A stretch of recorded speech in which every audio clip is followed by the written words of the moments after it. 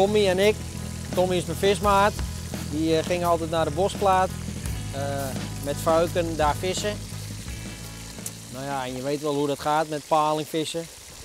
Je gaat een paar keer voor niks en je gaat een paar keer voor een leuk maaltje. En heel af en toe heb je eens een keer heel veel. Nou, toen hadden we een keer zoveel, dan konden we het met z'n tweeën maar kwalijk tillen. Nou ja, wat moet je met al die paling doen? Thuis eet je het een keer stoven en een keer bakken. En je geeft dat weg. Nou, toen hadden we bedacht, we kunnen wel eens een gezellig avondje bij Vlang in de strandtent doen.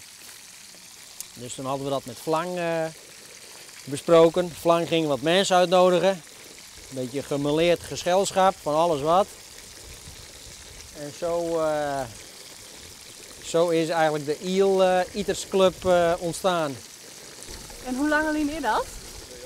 Nou, wel 15 jaar. Het kan misschien wel iets meer, iets minder wezen, maar ik denk 15 jaar. Nee, wacht even. Nou, tussen de 15 en de 20. Want de strandtent bestaat binnenkort alweer 25 jaar en het was in de beginjaren van Vlang.